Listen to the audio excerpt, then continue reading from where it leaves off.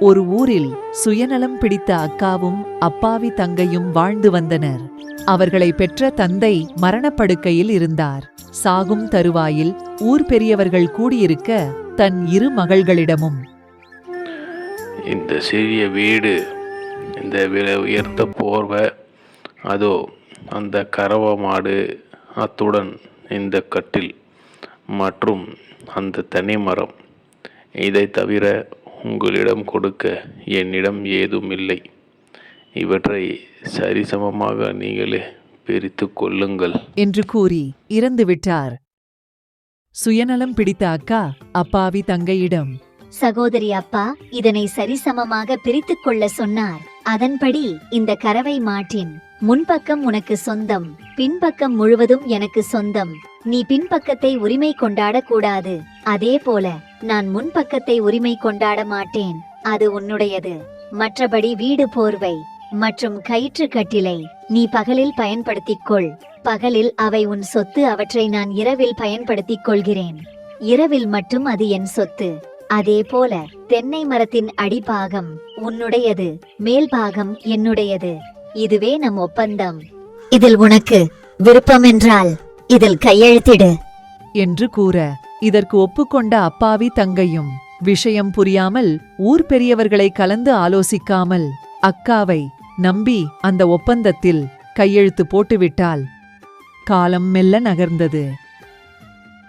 மாட்டுக்கு முன்பகுதி தங்கை உணவு, தண்ணீர் என அனைத்தையும் வைக்க, பின்பகுதியில் பாலை மட்டும் கறந்து அக்கா பெரும் காசுக்கு விற்று வந்தாள். அதேபோல தென்னை மரத்திற்கு அடிபாகத்தில் தண்ணீர் ஊற்ற அதன் தேங்காய் மற்றும் இதர பயன்பாட்டை அக்கா பெற்று வந்தாள். இத்துடன் பகலில் வேலை அதிகம் இருந்ததால் வீடு, போர்வை, கட்டில் என அனைத்தையும் தங்கையால் பகலில் பயன்படுத்தக்கூட முடியவில்லை.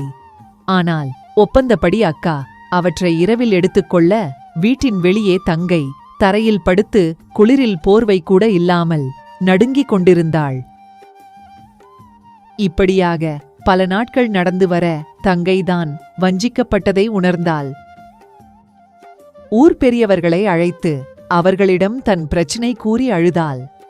ஆனால் ஊர் பெரியவர்களோ, எங்களை கேட்டா நீ ஒப்பந்தம் போட்டாய் என்று தங்கையை திட்டினர். எனினும் அவர்களின் மனம் இளகியது. அப்பெரியவர்கள் அந்த ஊர் பள்ளிக்கூடத்தின் ஆசிரியரான சரவணரை சந்தித்து தீர்வு காணுமாறு அறிவுறுத்தினர். ஊர் பெரியவர்கள் சொன்னபடி தங்கையும் சரவணரை கண்டு தனது பிரச்சனையை கூறினாள்.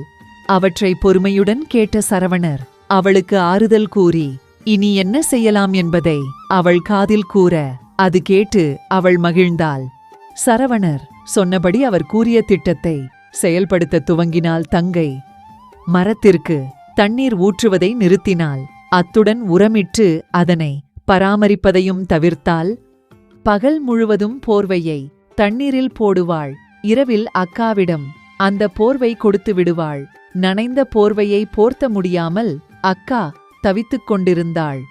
அத்துடன் மாட்டிற்கு தீனி வைப்பது நிறுத்தினாள். இதனால் மாடு மெலிந்தது, நோய்வாய்ப்பட்டது, முன்போல பால் கொடுக்க முடியாமல் போனது.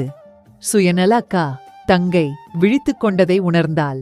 எனினும் தன் தோல்வியை தங்கையிடம் ஒப்புக்கொள்ள மறுத்தாள்.